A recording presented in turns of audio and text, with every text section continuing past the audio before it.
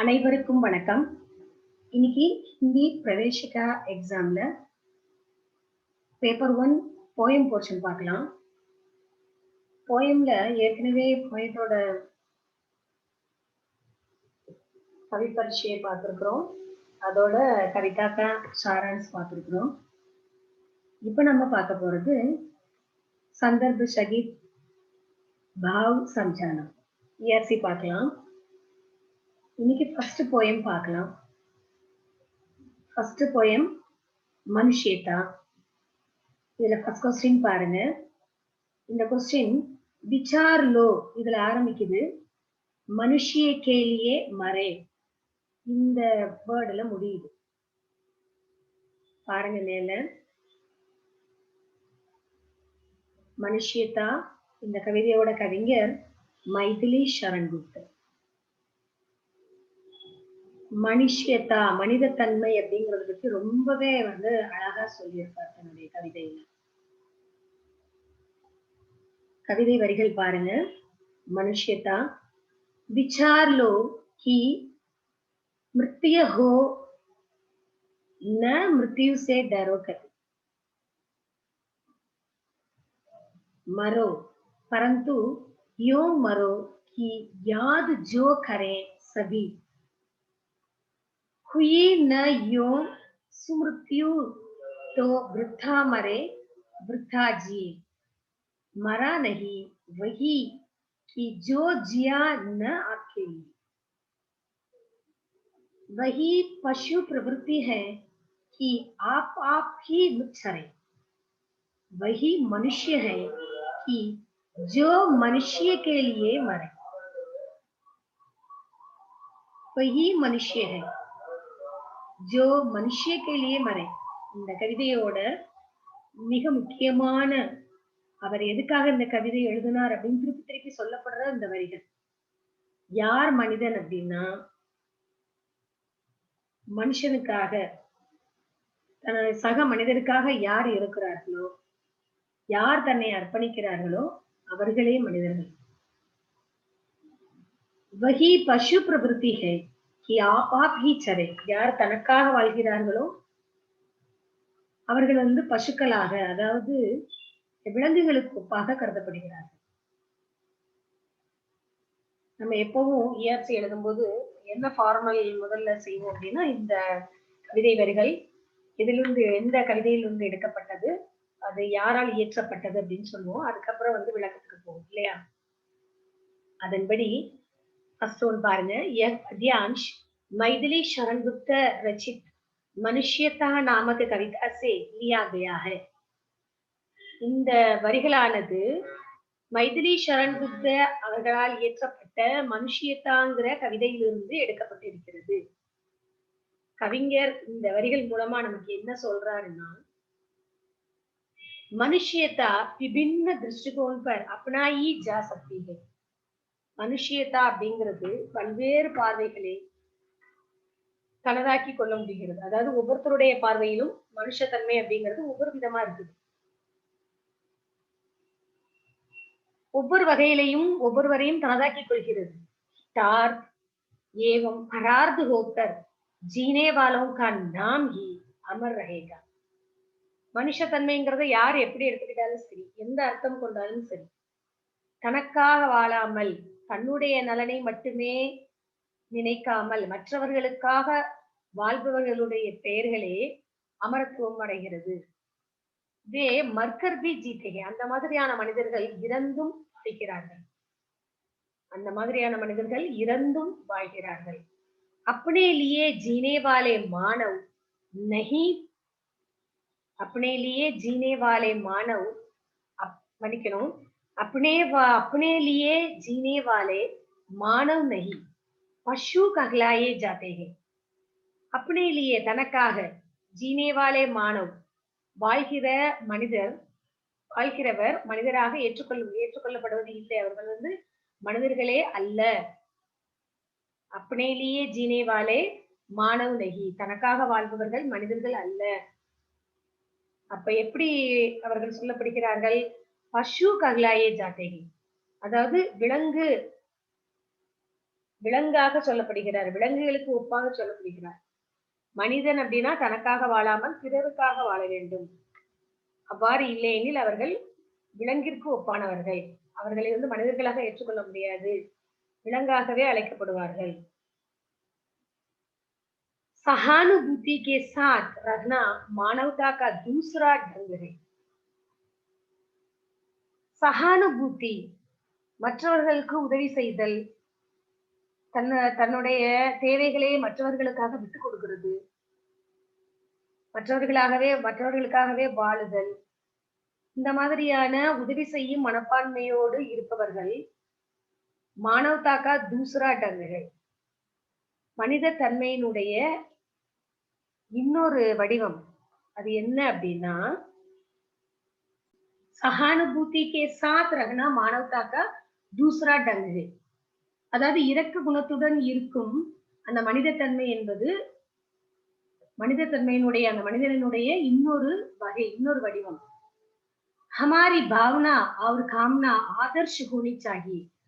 ஹமாரி பாவனா நம்மளுடைய எண்ணங்கள், அவர் காம்னா செயல்கள், ஆதர்ஷ் ஹோனி சாஹியே முன்மாதிரியானதாக இருக்க வேண்டும். इससे हमारा मन पवित्र और शुद्ध होगा. இதன் மூலமாக ஹமாரா மன் நம்மளுடைய மனம் பவித்திரமானதாகவும் சுத்தமானதாகவும் மாறும். தன்னைத்தானே அது மாற்றிக்கொள்கிறது, இயல்பாகவே மாறிவிடுகிறது.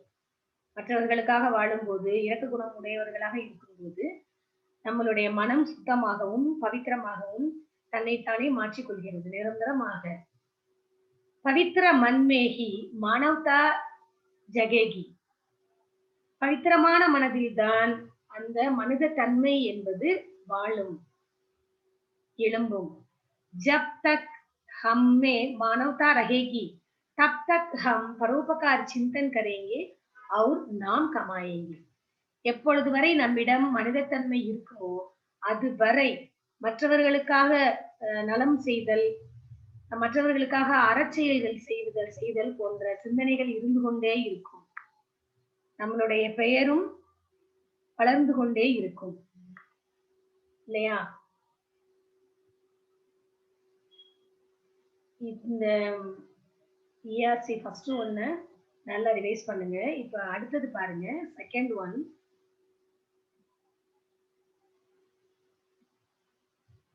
சித்தார்த் ரதிதேவ் அதுல ஆரம்பிக்குது, மனுஷிய கேலியே மறை, இதுல முடியுது. அந்த லைன்ஸ் ஒரு தடவை போயம்ல பார்க்கலாம். सिद्धार्थ रतिदेव ने दिया करस्थ थाल भी तथा दधीची ने दिया परार्ध अस्थि जाल भी. कुशीनर क्षितिज ने स्वमांस दान भी किया. सहर्ष वीर कर्ण ने शरीर चर्मा भी मणिकनु शरीर चर्म भी दिया.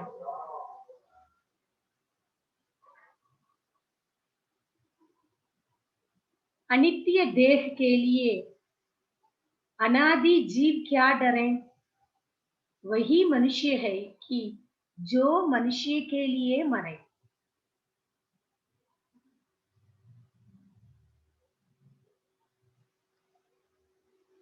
यह पद्यांश मनुष्यता नामक कविता से दिया गया है. इस कविता के दृश्यकर्ता मैथिली शरण गुप्ता है. இந்த கவிதை வரிகள் மனுஷியதா கவிதையிலிருந்து கொடுக்கப்பட்டிருக்கிறது.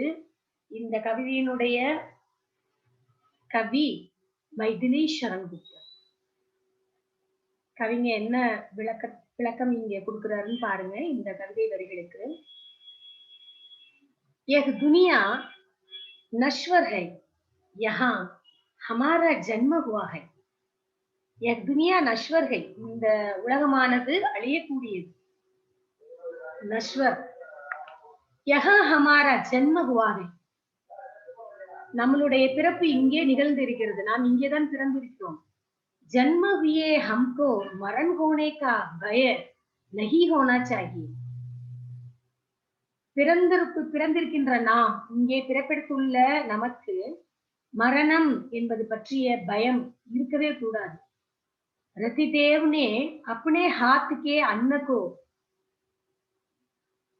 एक भूखे व्यक्ति को देकर उसकी भूख मिटाई. ரதிதேவ் தன்னிடம் இருந்த தன் கையில் இருந்த அன்னத்தை ஒரு பசியோடன் வந்த அந்த ஒரு மனிதனுக்கு கொடுத்து அவருடைய பசியை போக்கினார். दधीची ने अपने अस्थि जाल को देवों की रक्षा के लिए दिया.